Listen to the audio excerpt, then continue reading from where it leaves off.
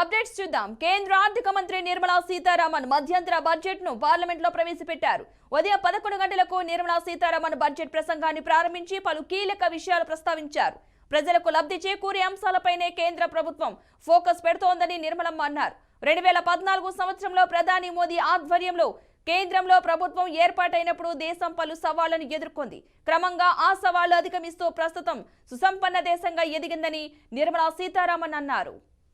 స్వయం సహాయక సంఘాల ద్వారా 3 కోట్ల మంది మహిళలను లక్షాధికారులను చేయాలని లక్ష్యంగా పెట్టుకున్నామని చెప్పిన నిర్మలా సీతారామన్ ప్రజల ఆదాయం జీవన ప్రమాణాలతో పాటు దేశ ప్రజల వాస్తవిక ఆదాయం 50% పైగా పెరిగిందని చెప్పారు. కాగా ఈ బడ్జెట్ లో మధ్య తరగతి ప్రజల కోసం గుడ్ న్యూస్ చెప్పారు Nirmala Sitharaman. Solar roof top విద్యుత్ వినియోగదారులకు 300 యూనిట్ల వరకు ఉచిత విద్యుత్ అందేలా చర్యలు తీసుకుంటామని చెప్పారు. ఇక ఇప్పటికే సోలార్ రూఫ్ టాప్ ద్వారా విద్యుత్ పొందే గృహాలకు ప్రభుత్వం పలు ప్రోత్సాహకాలు ఇస్తోంది. ఇంటి పైకప్పుపై సోలార్ ప్లేట్స్ అమర్చుకోవడానికి అయ్యే ఖర్చులో సబ్సిడీ అందిస్తోంది కేంద్ర ప్రభుత్వం. ఈ రాయితీ గడువు 2026 మార్చి 31 వరకు ఉంటుంది. అదేవిధంగా యువతకు నామమాత్ర వడ్డీ లేదా అసలు వడ్డీ లేకుండా దీర్ఘకాలిక రుణాలు ఇస్తామని బడ్జెట్ ప్రసంగంలో చెప్పారు నిర్మలా సీతారామన్. మధ్యతరగతి ప్రజలు ఇళ్లు కొనుగోలు చేయడం, కట్టుకోవడం కోసం సాయం అందిస్తామని అన్నారు. యువత కోసం 1,00,000 కోట్ల కార్పస్ ఫండ్ క్రియేట్ చేస్తామని, పేదలు, మహిళా సాధికారత, రైతులపై ఫోకస్ పెడతామని మంత్రి నిర్మలా సీతారామన్ తెలిపారు. ఆదాయ పన్ను స్లాబ్లు యథాతథంగా ఉంటాయని చెప్పారు. Budget in July, Honorable Speaker, our government will present a detailed roadmap for our pursuit of Vikasit Bharat.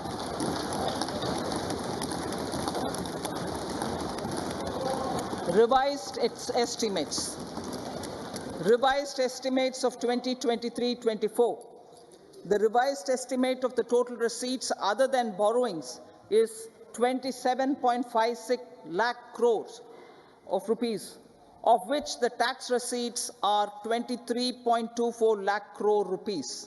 The revised estimate of total expenditure is 44.90 lakh crore rupees. The revenue receipts at 30.03 lakh crore rupees are expected to be higher than the budget estimate, reflecting strong growth momentum and formalization in the economy. The revised estimate of the fiscal deficit is 5.8% of GDP, improving on the budget estimate notwithstanding moderation in the nominal growth estimates. Budget estimates for 2024-25. Coming to the year 2024-25, the total receipts other than borrowings and total expenditure are estimated at 30.80 and 47.66 lakh crore rupees respectively. The tax receipts are estimated at 26.02 lakh crore rupees. The scheme of 50-year interest-free loan for capital expenditure to states will be continued this year with an outlay of 1.3 lakh crore rupees. We continue on the path of fiscal consolidation as announced in my budget speech of 2021-22 to reduce fiscal deficit below 4.5% by 25-26. The fiscal deficit in 2024-25 is estimated to be 5.1% of GDP, adhering to that path. So the gross and net market borrowings through dated securities during 24-25 are estimated at 14.13 lakh crore rupees and 11.75 lakh crore respectively. Both will be less than that in 23-24. Now that the private investments are happening at scale, the lower borrowings by the central government will facilitate larger availability of credit for the private sector. Vote on account.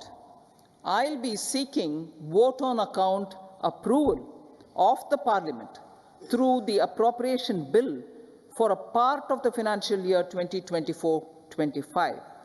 I will now move to Part B. Honorable Speaker, sir, over the last 10 years, the direct tax collections have more than trebled and the return filers swelled 2.4 times. I would like to assure the taxpayers that their contributions have been used wisely for the development of the country and welfare of its people. I appreciate the taxpayers for their continued support. The government has reduced and rationalized tax rates. Under the new tax scheme, there is now no tax liability for taxpayers with income up to 7 lakh rupees, up from 2.2 lakh rupees in the financial year 2013-14. The threshold for presumptive taxation for retail businesses was increased from 2 crores to 3 crores. Similarly, the threshold for professionals eligible for presumptive taxation was increased from 50 lakh rupees to 75 lakh rupees. Also, corporate tax rate was decreased from 30% to 22% for existing domestic companies and to 15%.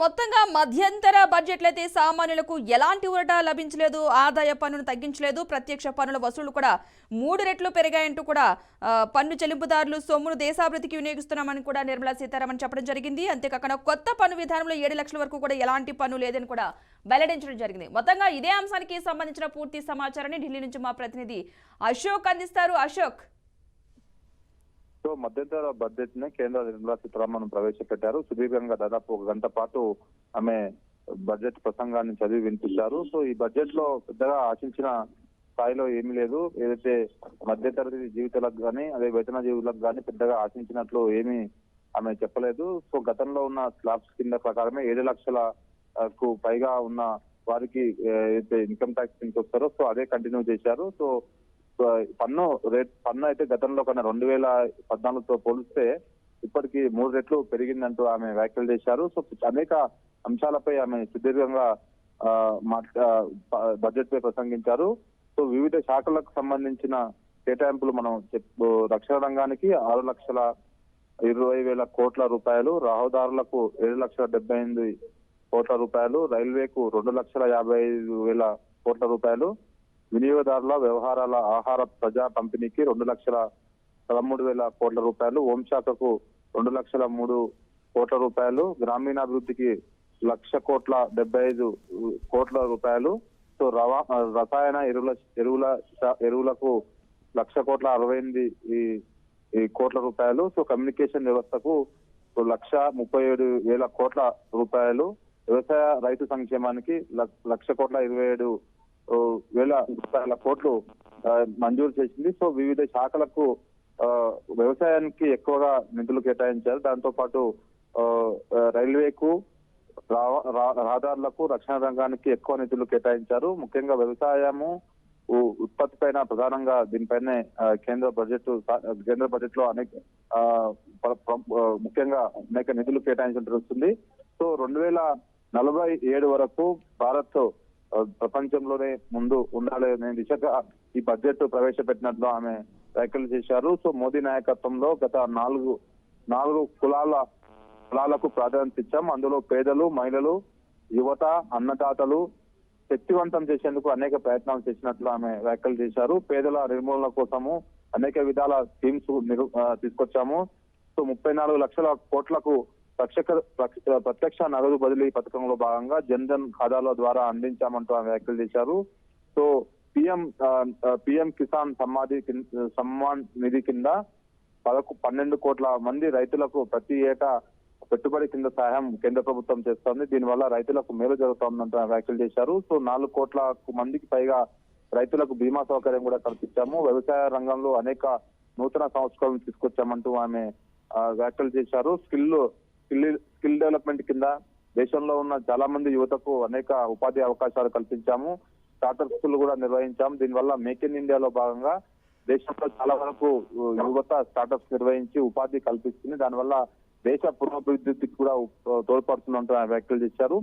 Mudra Yojana ద్వారా 25 లక్షల కోట్ల రుణాలు యువతకు ఈ 10 ఏళ్లలో ఇచ్చామంటూ ఆమె వ్యాఖ్యలు చేశారు. సో 30 కోట్ల మందికి పైగా ఈ ముద్ర రుణాల ద్వారా లబ్ధి పొందారంటూ ఆమె చెప్పారు. సో గ్రామీణ ప్రాంతాల్లో మహిళలు దాదాపు 70% మందికి పైగా మహిళలు ఇల్లు సొంతం చేసుకున్నారంటూ ఆమె వ్యాఖ్యలు చేశారు. సో గత 10 ఏళ్లలో జీడిపి గతం కంటే ఎక్కువ అభివృద్ధి చెందింది. జీడిపి వృద్ధి చెందడం వల్ల దేశ ఆర్థిక వ్యవస్థ కూడా వృద్ధి చెందినట్టు ఆమె వ్యాఖ్యలు చేశారు. సో ఏదైతే గతంలో కంటే పెద్ద భిన్నంగా ఏం లేదు, ఎందుకంటే ఇది మధ్యంతర బడ్జెట్ కాబట్టి పెద్ద ఆశించిన స్థాయిలో బడ్జెట్ లేకపోవడం కాస్త నిరుత్సాహానికి గురి చేసింది చాలా మందికి, మధ్యతరగతి కుటుంబానికి కానీ, అదేవిధంగా వేతన జీవులకైతే చాలా వరకు వెయిట్ చేశారు. 8-9 లక్షలకు పైగా ఉంటే 8 లక్షలకు స్లాబ్స్ అనుకున్నారు, కానీ అంత మించి చేయకుండా కేవలం గతంలో ఏదైతే గత బడ్జెట్ లో 7 లక్షలకు పైబడిన వారు ట్యాక్స్ కట్టాలనే దానిపైన నిబంధన కొనసాగించారు. సో దీనివల్ల వాళ్ళు